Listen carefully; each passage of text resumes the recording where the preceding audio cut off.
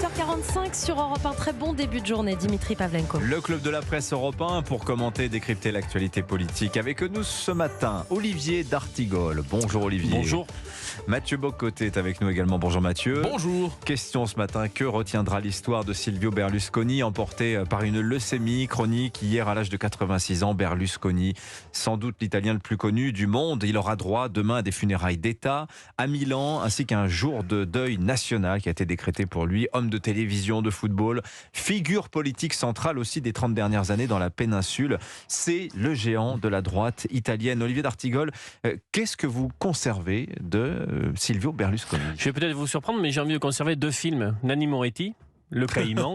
Là, on est dans les années 2000-2006, c'est-à-dire c'est vraiment le système berlusconien, oui. Le pouvoir, l'emprise, les réseaux.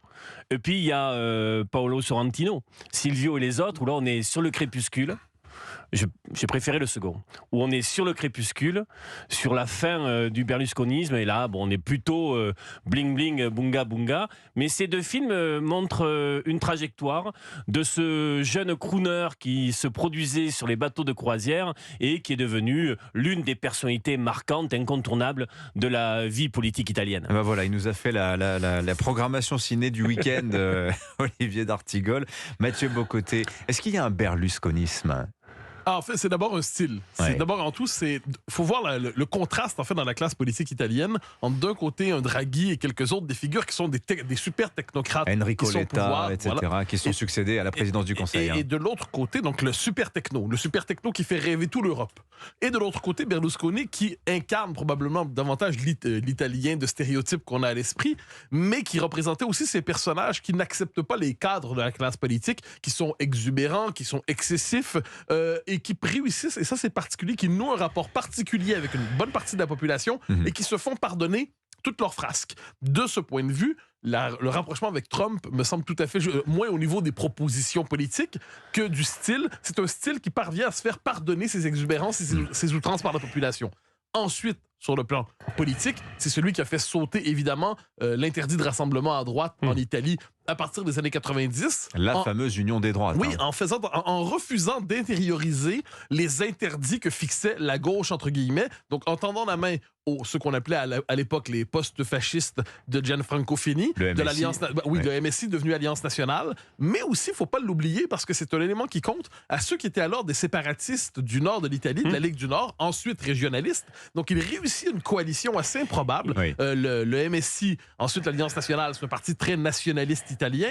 La Ligue du Nord était très régionaliste. Lui, c'était le pivot central. Et dernier point, en une seconde, c'était le pôle central de la droite, mais quand il n'a plus été le pôle central de la droite, quand il est devenu un élément de la coalition, mais plus le pôle central, il y est resté. Mathieu, oui Mathieu, et n'oublions pas que l'Italie a souvent été un laboratoire politique. Ça a été le cas sur la Renaissance, mais pour Berlusconi, il arrive en 94 sur un champ de ruines. C'est l'opération main propre. Il faut rappeler qu'il se passe quelque chose, c'est que la Première République italienne tombe à cause de l'opération manipulité, main propre. La social-démocratie, les deux grands piliers, la démocratie chrétienne et le Parti socialiste, sont totalement laminés. Berlusconi émerge avec un alliage politique qui lui permet de réunir les entrepreneurs, le petit patronat, les classes populaires, et avec un discours très ferme sur on va passer à autre chose. Un peu du En Marche sur le thème ce monde-là n'est plus acceptable, on va faire différemment, on va prendre une autre direction. Mais ce qu'il faut bien voir, c'est que quel est le bilan du berlusconisme ? En effet, l'alliance des droites. Là-dessus, c'est un laboratoire européen, l'alliance des droites. Même si cette alliance des droites se termine à son désavantage. Il ne faut pas oublier que Meloni a été une ministre du berlusconisme. Et c'était le nain de la coalition réuni autour de lui. Et puis, dans la bataille idéologique et culturelle. C'est-à-dire que le berlusconisme est aussi une poussée sur des thématiques qui l'imposent et qui fracturent la vie politique italienne pendant de longues années. En rajoutant quelque chose, il démarre de l'opération main propre, mais on a quand même là des années où c'est pas grandiloquent en termes d'éthique politique, sur la fraude, sur beaucoup de choses. Il y avait aussi beaucoup de vulgarité 2011, etc. Et pas mal de vacuité. Alors justement, on parlait de la guerre culturelle que déclenche Silvio Berlusconi Berlusconi.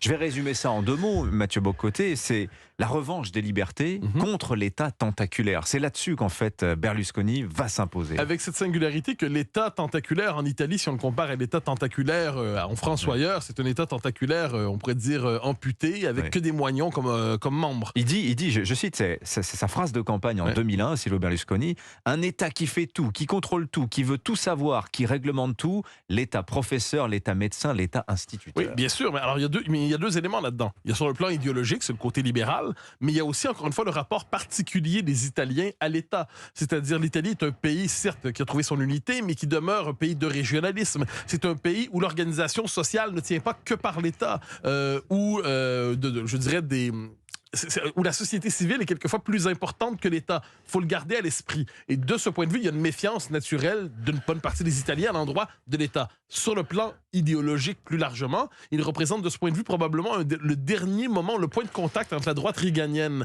et la droite qui vient aujourd'hui. Donc une droite qui prenait encore au sérieux la question libérale, la question de l'étatisme, alors qu'elle est un peu abandonnée aujourd'hui. Et sur l'accès au pouvoir et le fait de s'y maintenir, quand même le monde de l'entreprise, celui des médias.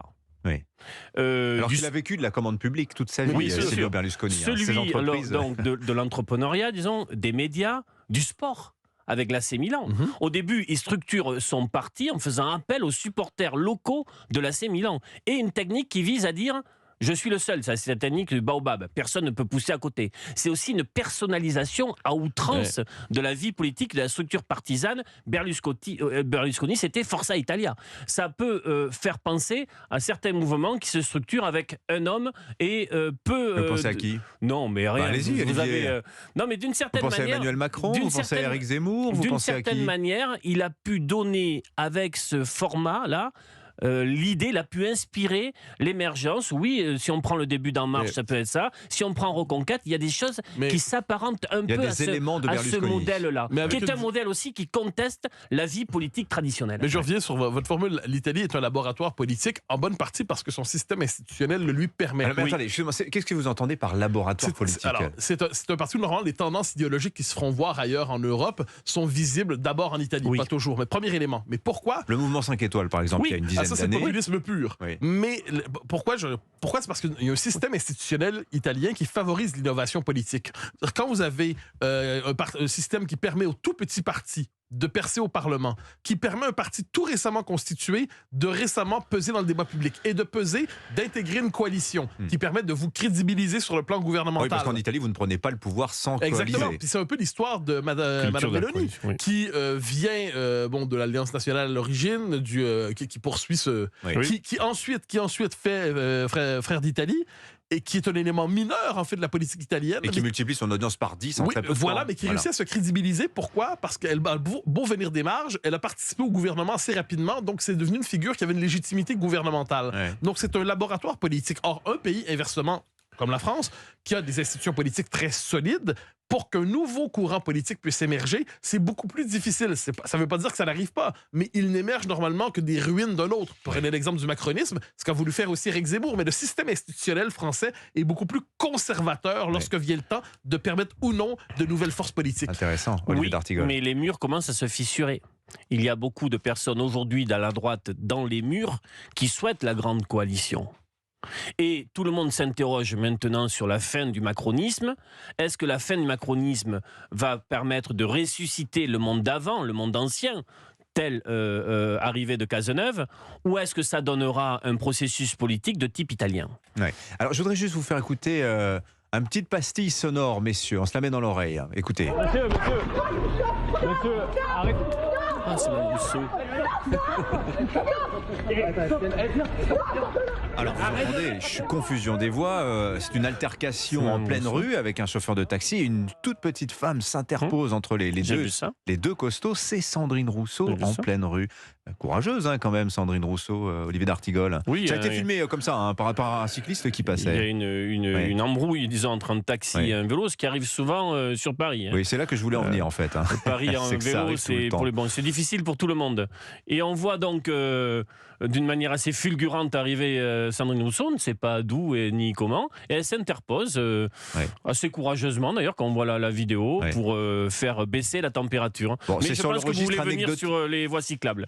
Oui, non, c'était sur le registre très anecdotique pour nos auditeurs, les auditeurs d'Europe 1 qui n'auraient pas eu vent de la petite histoire. Je ne cherchais pas nécessairement à dégager un sens politique à cette... Ce qui n'est pas une séquence politique. Bon, si on veut trouver un sens politique à tout prix, on dirait qu'il n'y a plus moyen aujourd'hui de se promener dans la rue sans avoir la possibilité d'être filmé. C'est-à-dire, c'est agaçant. Chaque segment de la vie quotidienne peut être filmé aujourd'hui. Vous êtes au restaurant, il y a toujours quelqu'un qui peut sortir son téléphone. Si vous êtes un peu connu, un politique, un intellectuel risque de se faire attraper d'une manière ou de l'autre. Vous êtes interposé dans une altercation, on risque de vous filmer. Dire, de ce point de vue, c'est la caméra universelle. D'ailleurs, attention Mathieu, vous êtes filmé. Oui, mais ça va. Ici, j'accepte la convention. Il est volontaire pour cela. Merci à tous les deux. On va s'arrêter là. Mais il y avait encore plein de choses à raconter sur Silvio Berlusconi, ce paradoxe, son parent politique, Bettino Craxi, c'est la grande figure socialiste. Mais c'était l'aventure de la 5. C'est Mitterrand et Craxi qui lancent Berlusconi. C'est facile, un dernier mot, c'est quand même faut avoir une forme de crapule. Mais c'est une crapule qui réussit à se faire aimer par une bonne partie de la population. C'est fascinant. Le peuple n'a pas toujours des exigences suédoises en matière d'éthique. Et sa phrase sur le lancement de la 5, vous aurez du Beaujolais toute la semaine et le samedi du champagne. Oh là là, c'est le meilleur moyen de se faire aimer, ça. Merci à tous les deux, Olivier d'Artigol, Mathieu Bocoté, notre duo du mardi sur Europe 1.